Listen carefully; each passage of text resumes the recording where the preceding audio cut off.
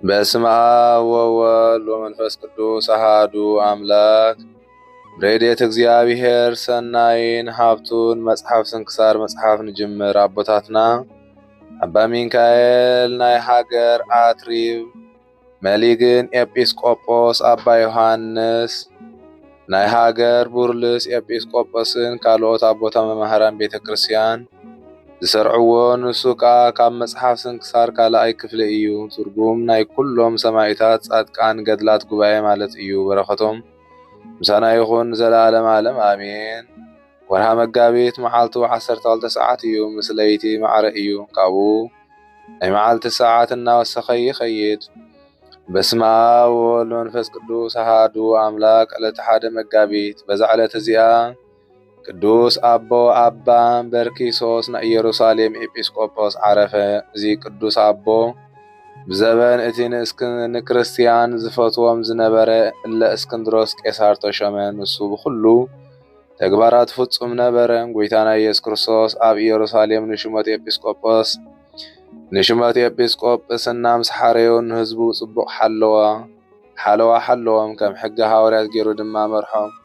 ድሕሪ ቁሩብ እዋን እለ እስክንድሮስ ሞተ። ድሕሪኡ ከዓ መክሲምያኖስ ቄሳር ነገሰ እሞ ንህዝበ ክርስቲያን ብብዙሕ ሽግር ኣጨነቖም። ካብኡ ንብዙሓት ቀተሎም። ገሊኦም ከዓ ዓዶም ሓዲጎም ሃደሙ።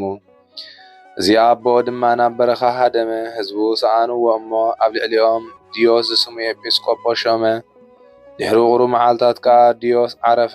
መሊሶም እውን አግሪዲኖስ ዝስሙ ካልእ ኤጲስቆጶስ ሾሙ። ዘበን ስደት ምስ ሓለፈ እዚ ኣቦ አባ በርኪሶስ ናብ ኢየሩሳሌም ተመልሰን። ካልእ ኤጲስቆጶስ አግሪንዲኖስ ዝሸይሞም ጸንሕዎ። ናብኦም ምስ መጸ ከዓ ብዙሕ ህዝቢ ብኡ ተሓጐሱ። አግሪንዲኖስ ከዓ ክምለስ ኣብ መንበር ሽመቱ ክቕመጥ ለመኖ።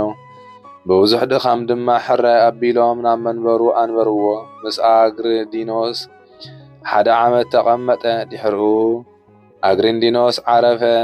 እዚ ኣቦ አባ በርኪሶስ ከዓ ኣብ ሽመቱ ነዊሕ ዓመታት ጸንሐ። ካብኡ ሸምገለ። ጸቢቑ ከዓ ደኸመ እሞ ነቶም ህዝቢ ካልእ ኤጲስቆጶሳት ክሾሙ ለመንዎም። ንሳቶም ግን ኣበዩ። በቲ ግዜ እቲ ናይ ሃገር ቆጶዶቅያ እለ እስክንድሮስ ዝስሙ ኤጲስቆጶስ ናብ ኢየሩሳሌም በጺሑ ኣብኣ ጸልዩ ሰጊዱ ናብ ሃገሩ ክምለስ ኢሉ ናብ ኢየሩሳሌም መጸ። መዓልቲ በዓላት ተፈጺሙ ስርሑ ወዲኡ ንዓዱ ክምለስ ምስ ሓሰበ ብበዓል ትንሣኤ ንመድሓኒና ኣብ ቤተ ክርስቲያን እንሆ ቃል ተሰምዐ። ናብ ኣፍ ደገ እገሌ ናይ ኢየሩሳሌም ውፁ። ቅድም ናብቲ አንቀጽ ዝኣተዉ ሰብ ሓዝዎ። ምስ በርኪሶስ ከዓ አንብርዎ ብግብሪ ኤጲስቆጶስና ከረድኦ ዝብል። ምስ ወፁ ኣብ ኣፍ ደገ በጽሑ እሞ እለ እስክንድሮስ ረኸብዎ ሓዝዎ። ብዘይፍቓዱ ከዓ ምስ ኣቦ አባ በርኪሶስ ንኸራድኦ አንበርዎ። ቅዱስ ኣቦ አባ በርኪሶስ ክሳብ ዝዓርፍ ድማ ምስኡ ተቐመጠ። ኩሉ ዓመታቱ ከዓ 117 ዓመት ገበረ። ኤጲስቆጶስ ቅድሚ ምሻሙ 81 ዓመት፣ ኣብ ሽመቱ ከዓ 36 ዓመት ገበረ። ንእግዚአብሔር ባህ ምስ ኣበሎ ብሰላም ዓረፈ። በረኸቱ ምሳና ትኹን ዘለዓለም ዓለም አሜን። ሰላም ለበርኪሶስ ከመ ያርሁ ወይፁ እንተ አድምአ ሲመተ እግዚአብሔር ውስተ አንቀጹ በረስአን ሰናይ ዝተፈጸመ ምርዋጹ ለመርቀሪዎ ሰላም ወለእስክንድሮስ ቢጹ ዘማሂቶተ እሳት ወደዩ በገጹ። በዛ ዕለት እዚኣ ንእለ እስክንድሮስ ሰማይት መዘከርቱ እያ። እዚ ቅዱስ እዚ ካብ ሃገር ሮማ እዩ። መክሲምያኖስ ከሓዲ ንጣዖታት ስለዘይሰውአን ስለዘይተኣዘዘሉን ዓብዪ ኩነኔ ኮነኖ። በእዳዉ በእጋሩን ሰቐሎ።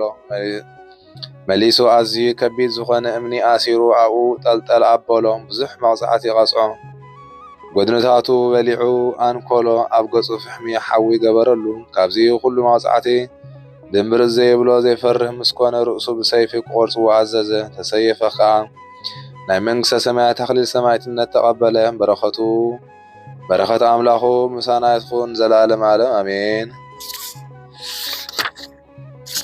ሰላም ለከ እንዘ ተወከፍከ ምናኔ መክሲሞስ ከሃዲ አመ አቀምከ ውስተ ኩነኔ أما أقامك وسكناني إلا اسكندروس سماي سوقني جزية تاني ولبسة صدقك زيما سنة قنقني لحات بأسي تكونني كداني بزعلة زيامة ذكرت عمر كاريوس إيا ما تصالا وديهنوك دما زعرف اللأيا نسون لاميه ولدو كل ما قالوا تشعات ميتين سوان شعاتن عامت قبره زيابيهر بصولتهم يمحرنا زلالم عالم آمين.